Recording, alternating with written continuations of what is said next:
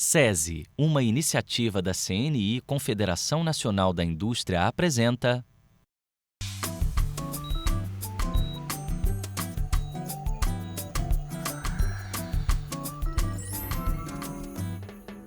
Hoje o Almanac Saúde está focado numa parte do corpo que a gente não costuma dar muita atenção.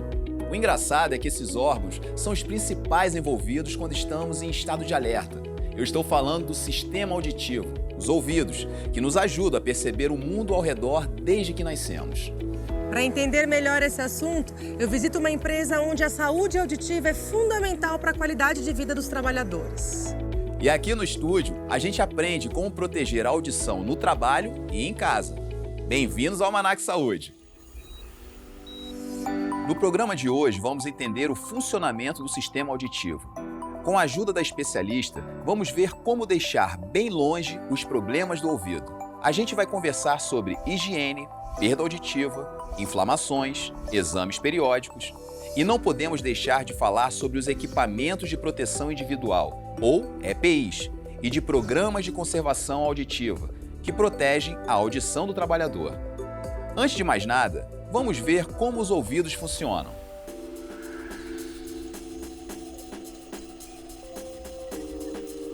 O sistema auditivo está dividido em 3 segmentos. Tudo começa com o ouvido externo.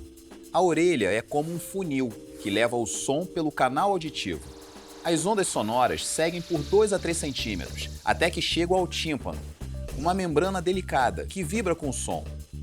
Começa aí a segunda região desse sistema, o ouvido médio, que amplia a pressão das ondas sonoras em mais ou menos 20 vezes.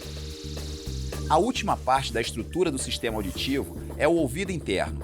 As ondas sonoras seguem a jornada por um labirinto de tubos e passagens, onde o som é transformado em impulso elétrico e enviado até o cérebro. Pois é, nossos ouvidos são órgãos delicados. É impressionante pensar que todos esses processos acontecem muito rápido. Cada palavra que eu digo chega ao seu ouvido em milésimos de segundos.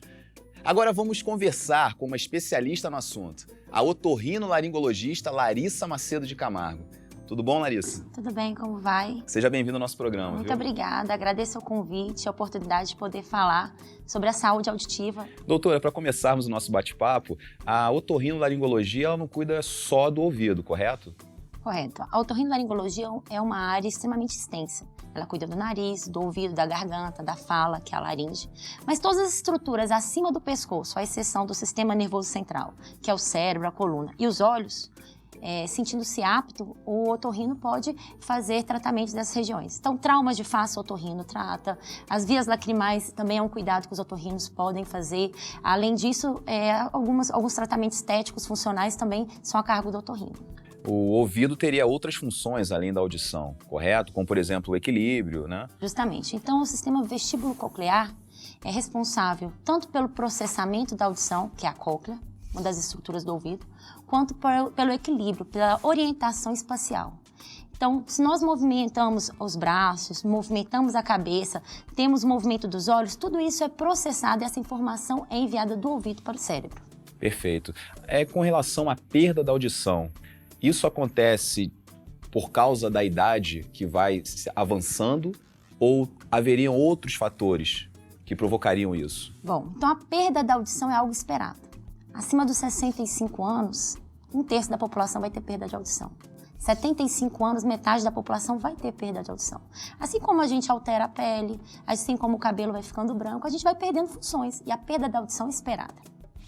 Entretanto, hoje em dia a gente verifica uma perda de audição mais precoce devido à exposição precoce em grande demasia de ruídos. Então, a gente espera que a população tenha uma perda de audição mais precoce do que se era esperado. Acredita-se que a partir dos 60 anos a gente perca 1% da audição anualmente. Hoje em dia a gente já verifica a população entre 30 e 40 anos com um déficit de audição pequeno. Você acabou de mencionar com relação aos ruídos. Teria alguma interferência com relação a quem mora na área urbana para quem não mora ou não? Não, teria. Então, na verdade, o que é o ruído? O ruído é uma sensação auditiva desagradável, que são várias vibrações conjuntas que o ouvido vê aquilo como algo desagradável. A fala, que na verdade a intensidade que nós estamos falando é aproximadamente 55 decibéis. No ambiente de trânsito, no ambiente do dia a dia, chega a aproximadamente 170 decibéis. Então já é uma amplitude muito superior a que o ouvido deveria ser submetido.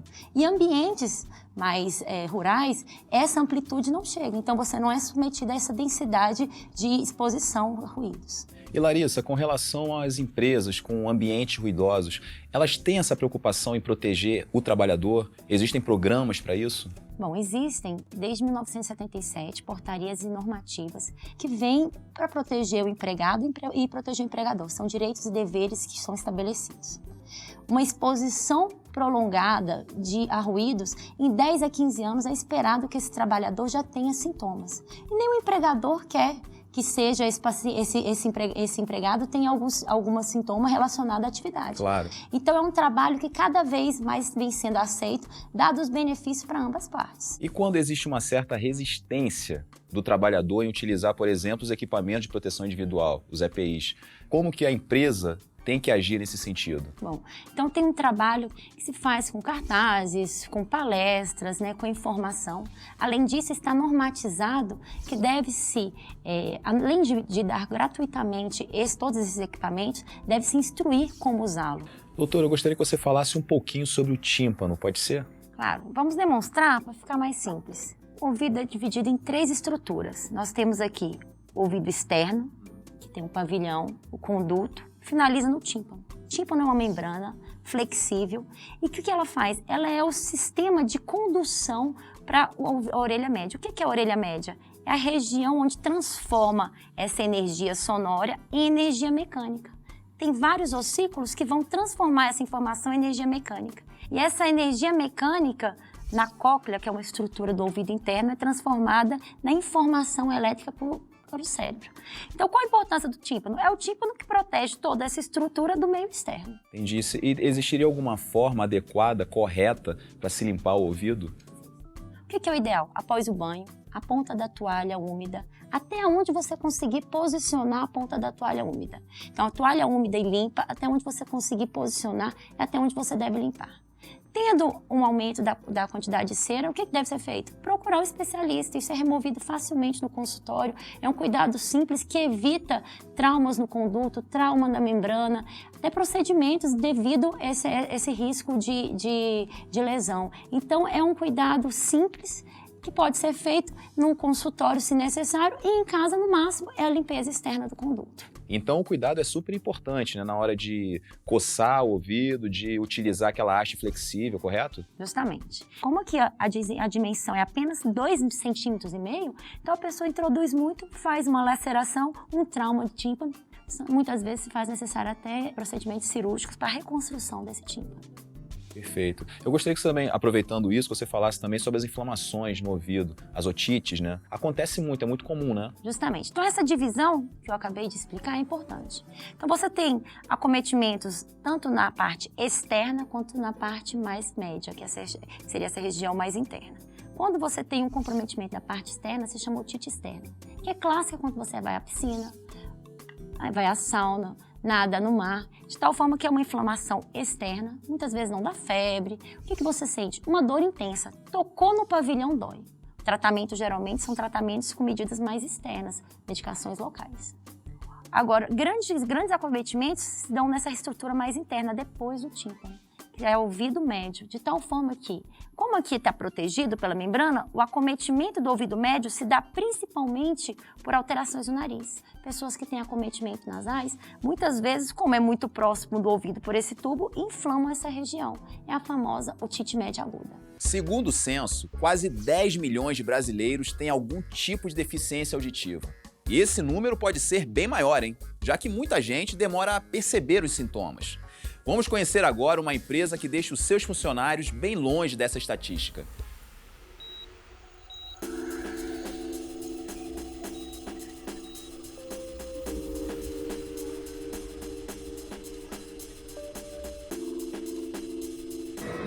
500 pousos e decolagens por dia. Consegue imaginar o barulho? Hoje eu vim até o segundo maior aeroporto do Brasil, o aeroporto de Brasília, presidente Juscelino Kubitschek, para buscar um pouco mais de informação sobre saúde dos ouvidos.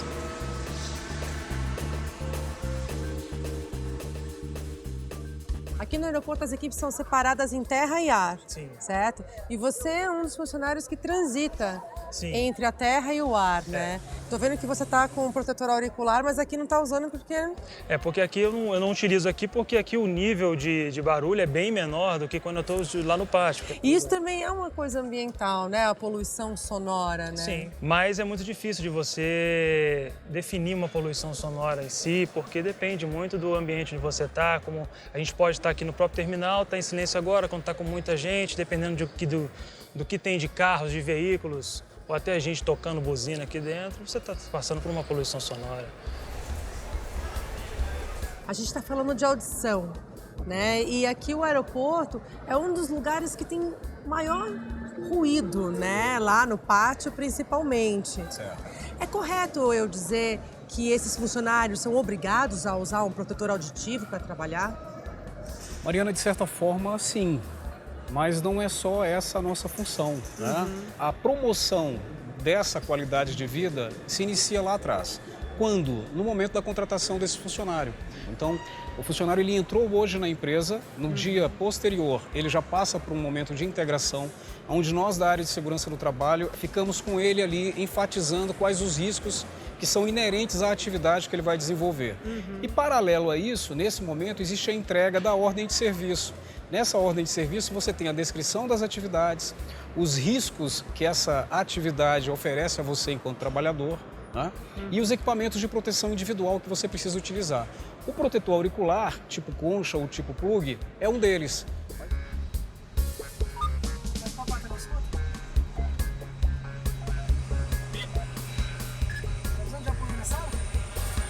Você está quantos anos trabalhando aqui na empresa? Eu já vou fazer 4 anos que eu trabalho na empresa. E quando você entrou, você fez treinamento também? Passou por uma sensibilização de uso de EPIs? Sim, a gente sempre passa por um treinamento de segurança e dentro desse treinamento ele também é ministrado a questão da utilização do EPI. Tem trator, tem carro, é rádio, então o ruído é bem intenso.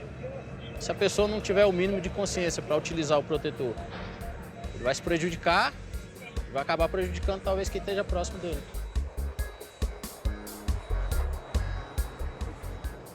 Qual é a norma regulamentadora da audição?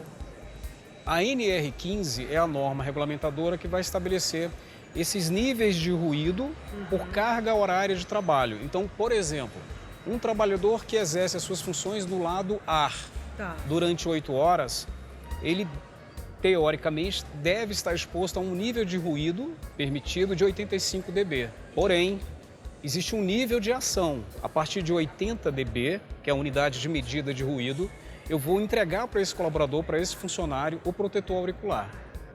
Agora, muito importante, esse monitoramento ele é feito através de uma outra norma regulamentadora que é a NR9, PPRA, Programa de Prevenção de Riscos Ambientais. Então é nesse momento aí que o engenheiro de segurança, junto com a sua equipe, com os técnicos de segurança, né, vão elaborar esse documento. Depois desse documento pronto, ele é repassado para a área de medicina, onde o médico do trabalho, né, ele vai fazer um outro estudo para dizer, olha, existe um risco, ruído, em determinada área, e para fazer o monitoramento desse risco ruído, eu preciso estabelecer que os colaboradores realizem as audiometrias, que são aqueles exames que... Exames para ver como está o estado do ouvido, tudo, da audição. Entendi. Qual é o nível de ruído que tem lá no pátio? Então, aí depende muito do local onde você mede. Quanto mais você se aproxima de uma aeronave, mais ruidosa, mais alto é o pico de ruído. Qual que é esse pico? Chega a 95, 100, 115 dB. Obrigada, viu? Foi um prazer. O prazer foi meu. Todo meu. A gente acabou de ver como os funcionários do aeroporto protegem a audição. Mas e os passageiros? Por que algumas pessoas sentem aquele desconforto, uma sensação de ouvido entupido quando viajam de avião? Você sabe por que isso acontece? Quando a altitude aumenta, aumenta também a pressão do ar. O que acontece então quando estamos em um avião a mais ou menos 10 mil metros de altura? O coração acelera e a oxigenação é mais difícil. Para evitar esse perigo, as cabines dos aviões são pressurizadas como se você estivesse a 2 mil metros acima do nível do mar. Na decolagem e na subida, a altitude e pressão mudam muito rápido e a pressão do ouvido médio fica bem diferente da do ambiente. Isso faz o tímpano vibrar, o que incomoda. Quando isso acontece, uma dica é movimentar a boca como se estivesse mastigando. Isso ajuda a equalizar a pressão do ambiente e dos ouvidos. Todos nós sabemos que um ruído alto pode prejudicar a audição e até mesmo provocar a surdez. Mas você não vai acreditar no que um fenômeno da natureza causou na Ásia no fim do século XIX.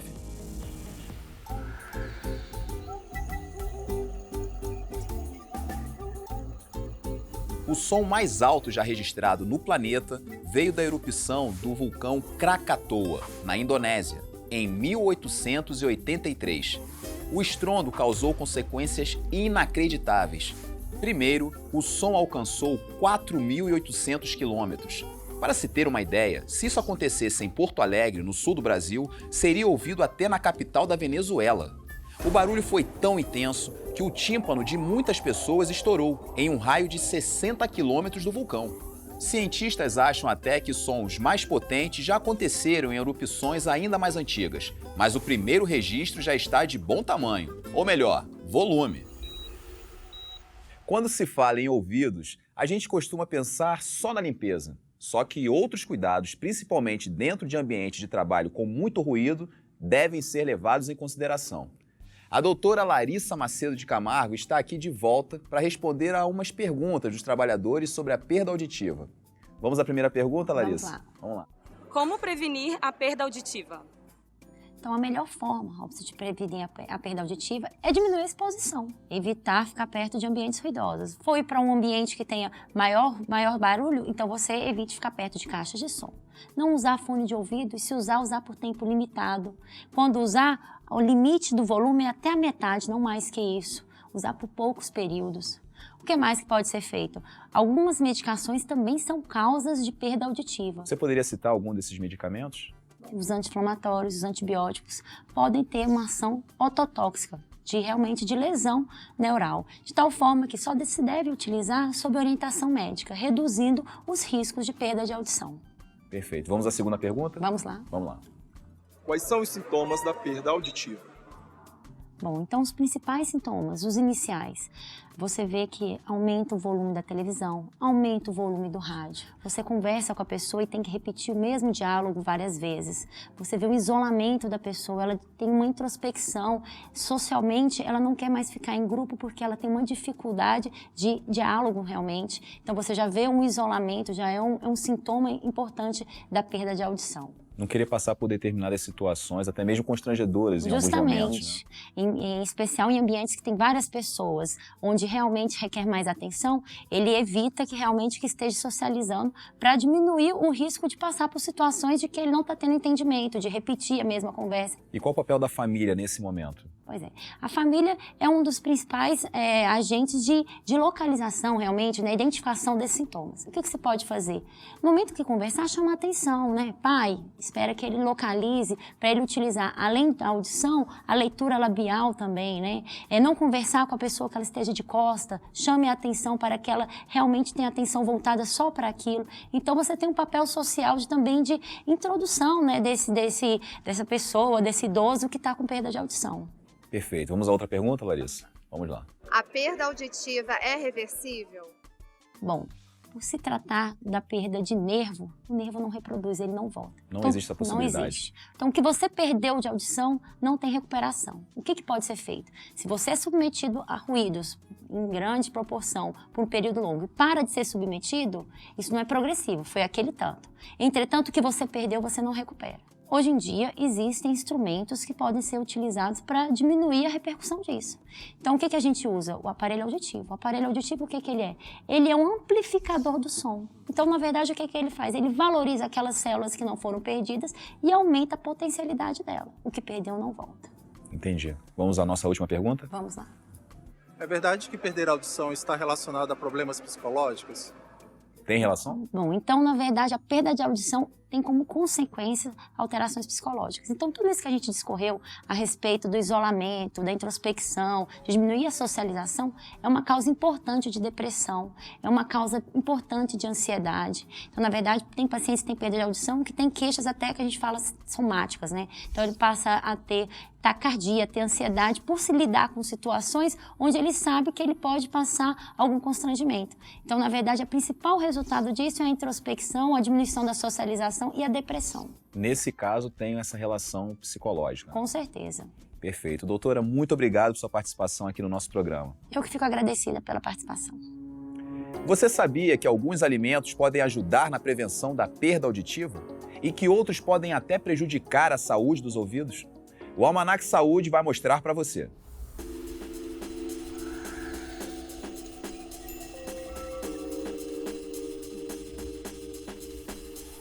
O que a banana, a batata e o espinafre têm em comum? Todos são alimentos ricos em potássio, que ajuda na transmissão de impulsos cerebrais e pode prevenir a perda da audição.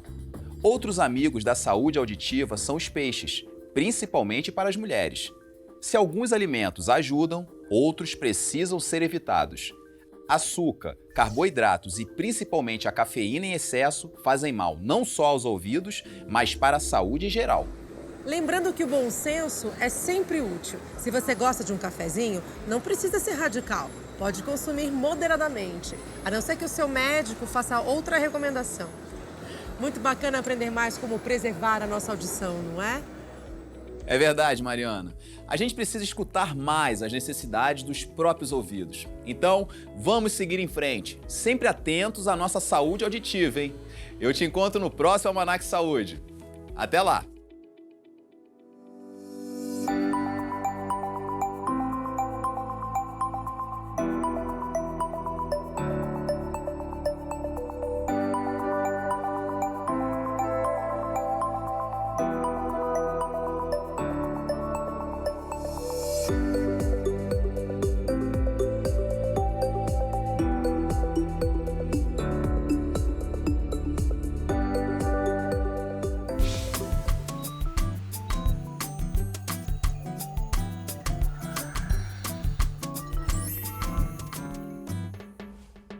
Uma parceria SESI, uma iniciativa da CNI, Confederação Nacional da Indústria.